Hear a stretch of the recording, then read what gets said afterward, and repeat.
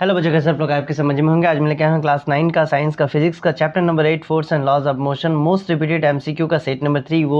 वो एमसीक्यू है जो लास्ट 10 ईयर से आपके एग्जाम में मैक्सिमम टाइम रिपीट हुए हैं। मैं सिर्फ उसी एमसीक्यू का लेकर के आया हूँ। ये इसका सेट नंबर 3 है। इससे पहले मैंने सेट 1 और सेट 2 ऑलरेडी डाल के रखा है। आप किसी भी बोर्ड के हो, सीबीएसई या जैक जो भी बोर्ड हो, एमसीक्यू आपका हर एक बोर्ड में आता है। तो ये वीडियो आपके लिए बहुत इंपॉर्टेंट होने वाला है अगर आप 9 के स्टूडेंट हैं तो चलिए बिना देर किए शुरू करते हैं सेट नंबर 3। ये जो वीडियो है ये बाइलिंगुअल होने वाला है क्योंकि इसमें हिंदी और इंग्लिश दोनों वर्जन को एक साथ कवर अप किया गया है। तो पहला सेट में हम लोगों ने 20, दूसरा सेट में 20 यानी 40 क्वेश्चन हम लोगों ने ऑलरेडी कवर अप कर दिया। ये 41 से यहाँ शुरू होता है। 41 में है the moon revolves around the earth due to the force of earth due to the force from the sun because of the both या नॉट बिकॉज ऑफ एनीवन। तो चंद्रमा पृथ्वी का परिक्रमा करता है पृथ्वी के लगते बल के कारण, सूर्य के लगाते बल के कारण या दोनों के कारण या किसी के भी कारण नहीं। तो क्यों इसका ये चक्रण करता है, तो इसका हो जाएगा नंबर ए। ठीक है, 41 का क्या हो जाएगा, नंबर ए। 2 में पूछा जा रहा है well firing the gun should be capped. जब गोली दागते हैं तो बंदूक को रखना चाहिए कहाँ, शोल्डर टू शोल्डर या out of body picked from the air या प्रेसिंग विद द फुट। कंधे से सटाकर, हवा से उठाकर, शरीर से हटाकर या पैर से दबाकर कहाँ रखना चाहिए, तो ये हो जाएगा number A, shoulder to shoulder यानी कंधे से सटा करके। ठीक है, कंधे पे क्या करना चाहिए, तो सटा के इसको रखना चाहिए। फिर यहाँ 43 में आपसे पूछा जा रहा है when the water flow out in the plastic pipe the pipe runs backward this is explain by. The plastic pipe जो पानी से निकलते समय में पाइप पीछे की ओर भागता है तो इसका व्याख्या कीजिए। तो क्या है, न्यूटन का फर्स्ट लॉ है, सेकेंड लॉ है या थर्ड लॉ है या ऑल थ्री। ये कौन सा लॉ के अंदर में आता है, तो ये हो जाएगा नंबर 3, ये न्यूटन का थर्ड लॉ है। ठीक, इसका नंबर 44 में जहाँ पूछा जा रहा है a player runs before taking a long jump. तो लॉन्ग जंप लेने से पहले एक प्लेयर क्या करता है, दौड़ता है। किस लिए, तो to increase momentum, to increase the impulse, to increase the inertia या नन ऑफ दिस। संवेग बढ़ाने के लिए, आवेग बढ़ाने के लिए, जड़त्व बढ़ाने के लिए या इसमें से कोई नहीं। आप भी अगर किए होंगे तो आपको भी पता होना चाहिए कि मोमेंटम यानी संवेग बढ़ाने के लिए दौड़ा जाता है। इसके बाद हम लोग आते हैं 45 में जहाँ पूछा जा रहा है टेबल पर रखी किताब को नीचे गिरने से रोकता है। Prevent a book kept on the table from the falling down. Normal force, frictional force, both या नन ऑफ दिस यानी अभिलंब, दोनों, घर्षण या इसमें से कोई नहीं। कौन सा फोर्स इसको रोकता है, तो 45 का हो जाएगा नंबर बी, घर्षण बल, इंग्लिश में फ्रिक्शनल फोर्स के कारण ये रुकता है। 46 में है between the earth and the moon non contact force, both या नन ऑफ दिस यानी पृथ्वी और चांद के बीच में लगता है कौन सा बल, असंपर्क, संपर्क, दोनों या इसमें से कोई नहीं। तो पृथ्वी और चांद के बीच में कौन सा बल लगता है, असंपर्क बल, नॉन कॉन्टैक्ट फोर्स लगता है। इसके बाद हम लोग आते हैं नंबर 47 में जहां आपसे पूछा जा रहा है संवेग संरक्षण का नियम लागू होता है स्वतंत्र रूप से गिरती वस्तुओं में, घोड़ा गाड़ी से खींचने पर, टक्कर में या सभी घटनाओं में। तो ये हो जाएगा नंबर डी, क्योंकि जितनी भी घटनाएं होती है सारा घटना में आपको संवेग संरक्षण का नियम जो है वो देखने को मिलेगा। चलिए अब इसका इंग्लिश वर्जन देख लेते हैं। इसका इंग्लिश है the law of conservation of momentum apply.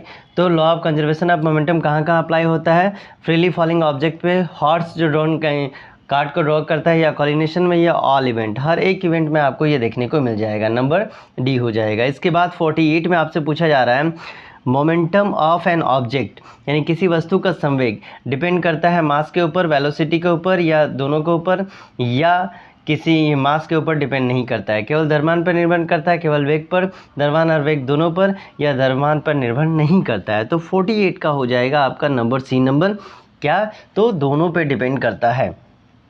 इसके बाद हम लोग आते हैं 49 में जहां आपसे पूछा जा रहा है in which direction does the force of friction work यानी घर्षण बल किस दिशा में कार्य करता है। Direction of pushing the object, opposite direction of pushing the object या टॉप ऑफ द ऑब्जेक्ट या ए और बी दोनों।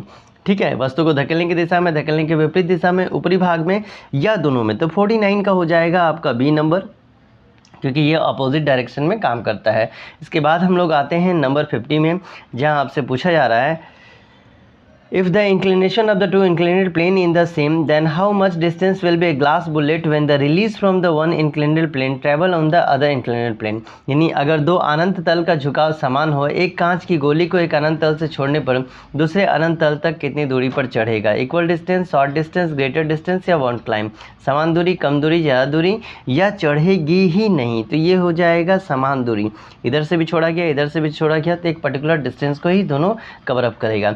उसके बाद हम लोग आते हैं 15(1) में, जहाँ पूछा जा रहा है क्या कारण है कि फुटबॉल को किक लगाते ही वो दूर चली जाती है और बड़े पत्थर को किक लगाने पर वो हिलता भी नहीं है? तो फुटबॉल का ज़रूरत ज़्यादा होने के कारण, फुटबॉल का ज़रूरत कम होने के कारण, पत्थर का ज़रूरत ज़्यादा होने के कारण, या बी और सी दोनों? तो 51 का हो जाएगा नंबर डी, बी और सी दोनों। What is the reason that when A football is kicked it goes away, when a big stone is kicked it does not move? तो इसका क्या होगा? High inertia football, low inertia football, high inertia of stone या both? तो ये हो जाएगा number D, both, B और सी दोनों की वजह से। इसके बाद हम लोग आते हैं नेक्स्ट क्वेश्चन में, जो है हमारा नंबर 52, जहां आपसे पूछा जा रहा है निम्नलिखित कथनों पर विचार कीजिए, कौन सा कथन सही है? वस्तु द्वारा अपनी गति की अवस्था में परिवर्तन का प्रतिरोध करने की प्रवृत्ति को घर्षण कहते हैं। ये आपका कथन 1 है। कथन 2 है घर्षण बल सदैव वस्तु की गति का विरोध करता है। आपके ऑप्शन में दिए हैं। तीसरा कथन है वस्तुओं का जरूरत तो समान होता है। तो ऑप्शन है 1 और 2, 2 3, केवल 2 या 1 2 3। तो 52 का हो जाएगा नंबर ए, केवल 1 2। अब इसको चलिए थोड़ा इंग्लिश में देख लेते हैं। इंग्लिश में बोला गया है consider the following statement, which statement is right? Statement 1, the tendency of object in resist change in their state of motion is called friction. दूसरा है frictional force always oppose the motion of an object. तीसरा है all object have the same inertia. तो आपके option है 1 and 2, only 2, 2 and 3 या 1 2 and 3। तो 52 है, तो 52 का हो जाएगा 1 नंबर। 1 और 2 स्टेटमेंट जो है ये हमारा सही है। इसके बाद हम लोग आते हैं नंबर 53 में, जहाँ आपसे पूछा जा रहा है in which law of Newton rocket works? Rocket Newton के किस नियम पर कार्य करता है? फर्स्ट, सेकेंड, थर्ड या ग्रेविटेशन, यानी प्रथम, द्वितीय, तृतीय या गुरुत्वाकर्षण बल के आधार पर? तो 53 का हो जाएगा सी नंबर। रॉकेट किसके बेस पे काम करता है? तो न्यूटन का थर्ड लॉ के ऊपर। इसके बाद हम लोग आते हैं नंबर 54 में, जहाँ फिर से एक स्टेटमेंट दिया गया है निम्नलिखित में से कौन न्यूटन के द्वितीय नियम का उदाहरण है? कौन सा सेकंड लॉ ऑफ मोशन को दिखाता है? किसी मोटर गाड़ी में यात्रा करते समय ब्रेक लगाने पर शरीर आगे की ओर चले जाना। दूसरा है किसी तेज गति की कैरम की गोटी से टकराकर ढेरों गोटी के नीचे गिरने वाली गोटी को बाहर निकालना। या तीसरा है क्रिकेट के खेल में गेंद को लपकने के लिए क्षेत्र रक्षण का गेंद के साथ अपने हाथों को धीरे धीरे पीछे खींचना। आपके ऑप्शन है 1 और 2, 2 3, केवल 3 या 1 2 3। तो 54 का हो जाएगा ये बी नंबर। ठीक है, चलिए अब इसका इंग्लिश वाला पोर्शन देख लेते हैं। Which of the following is an example of Newton second law of motion? Movement of the body forward when brake are applied while travelling in a to the movement of the piece of belong stick after the colliding with the fast moving carom। तीसरा है to catch the ball in the game of cricket the fielder slowly pulls his hand backward along with the ball। तो 1 and 2, 2 and 3, only 3 या 1 2 and 3। तो 54 है, तो 54 का क्या हो जाएगा? 2 और 3 जो स्टेटमेंट है ये आपका राइट है। इसके बाद हम लोग आते हैं 55 में। 55 में आपसे पूछा जा रहा है when an object is accelerated its speed always increase, its velocity always increase, always fall toward the earth या there is always force acting on it। जब किसी वस्तु की गति त्वरित होती है तो उसकी चाल में हमेशा वृद्धि होती है, वेग हमेशा वृद्धि होती है, हमेशा पृथ्वी की ओर गिरती है या उस पर हमेशा कोई बल कार्य करता है। तो 55 का हो जाएगा नंबर डी।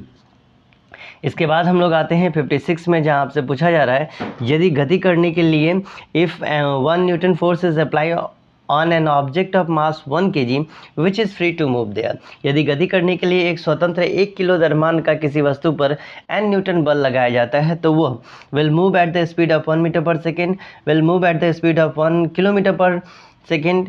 इसके बाद will move with an acceleration of 10 metre per second या will move with the acceleration of 1 metre per second. 1 metre per second के चाल से गति करेगा या 1 किलोमीटर का या 10 मीटर पर सेकेंड का या 1 मीटर पर सेकेंड स्क्वायर का। ये एक्सेलरेशन में यहाँ स्क्वायर हो जाएगा। तो 56 का क्या हो जाएगा? नंबर डी जो है ये आपका सही आंसर हो जाएगा।